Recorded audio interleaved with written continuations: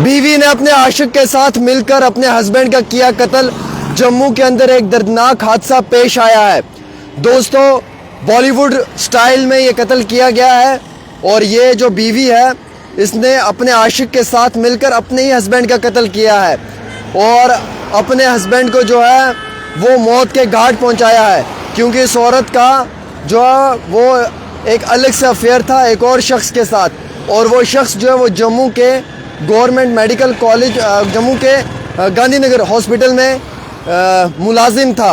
और इन लोगों ने बॉलीवुड तरीके से जो है दोनों ने मिलकर, इस बीवी ने और इसके आशिक ने जो है दोनों ने मिलकर हस्बैंड का कत्ल किया। और अब इसमें जो हमारे पास इत्तला आई है उसके मुताबिक हम जानकारी दें। ये मामला जो है ये पौनी चक का है, लेकिन इस कत्ल की वारदात को अंजाम जम्मू में दिया गया है। पुलिस ने संडे के रोज़ ये कहा है कि उन्होंने एक औरत को अरेस्ट किया है, जिस औरत ने मुबैना तौर पे अपने शौहर का कत्ल किया है अपने आशिक के साथ मिलकर। और इसके हस्बैंड की उम्र 33 साल थी, जो कि ये बताया जा रहा है, उन्होंने पोर्ट्रेट किया कि ये रोड एक्सीडेंट में इनकी डेथ हुई है। बट इन दोनों अक्यूज़्ड को जब कस्टडी में लिया और इनसे जब सवाल जवाब हुए तो इन लोगों ने ये अपने जुर्म को कबूल किया कि जो विक्टिम है उसका जो है वो बुरी तरीके से मर्डर हुआ है, उसका बुरी तरीके से जो है वो कत्ल किया गया है 6 तारीख को अप्रैल के महीने में 2024 की शाम के समय। और ये मामला जो है ये पौनी चक का है, जम्मू का। हालांकि इसमें जो इन्फॉर्मेशन है वो पुलिस पोस्ट पौनी चक को जब रिसीव की गई थ्रू PCR कि एक शख्स जिसका नाम नरेश चंद्र है जो बदरवा का है, उसका मौत जो है वो एक्सीडेंट में हुई है नियर रेवेन्यू कॉम्प्लेक्स गोल गुजराल, और उसकी बॉडी जो है वो गांधीनगर हॉस्पिटल में है। उसके बाद उसकी वाइफ ने ये एडमिट किया कि उसकी जो हालात हैं वो बहुत ज़्यादा गंभीर हैं।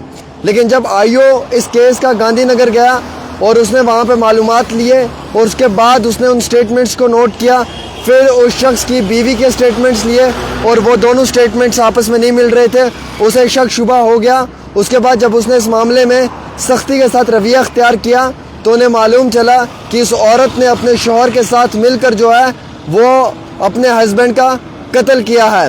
और इस मामले में जो है वो पुलिस ने इंक्वायरी भी की है मुकम्मल तौर पे, और इस मामले में जो है वो पुलिस ने FIR रजिस्टर्ड करके तमाम टेक्निकल एविडेंस की बुनियाद के ऊपर जो है वो फ़िलहाल केस रजिस्टर्ड करके जो रिकॉर्ड है उसके मुताबिक कार्रवाई जारी कर दी गई है।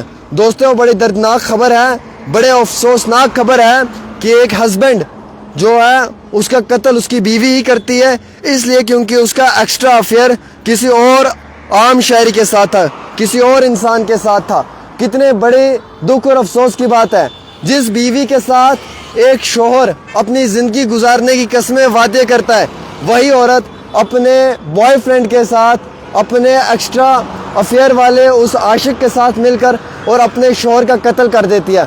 कत्ल करने के बाद कहती है कि मेरे शौहर का जो है वो रोड एक्सीडेंट में डेथ हो गई है गोल गुजराल में जम्मू में, और वो गांधीनगर में है। और वो जो आशिक है ना वो गांधीनगर हॉस्पिटल में काम करता था।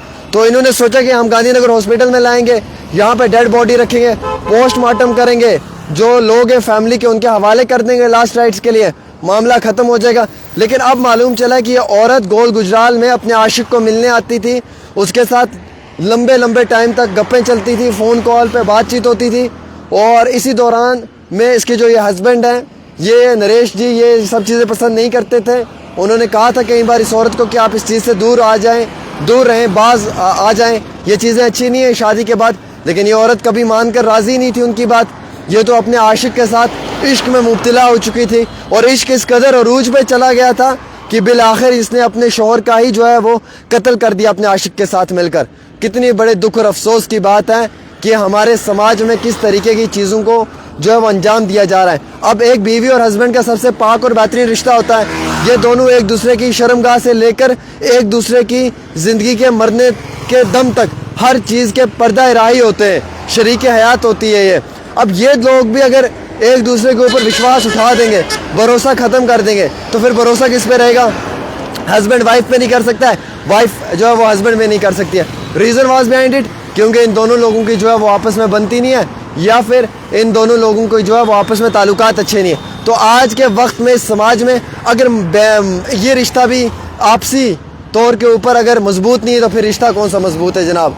अब देख लीजिए कैसे कैसे वाक़यात पेश आते हैं। बाप का कत्ल जो है वो माँ कर देती है, हस्बैंड का कत्ल जो है वो बीवी कर देती है, बहन भाई का कत्ल कर देता है, भाई भाई का कत्ल कर देता है।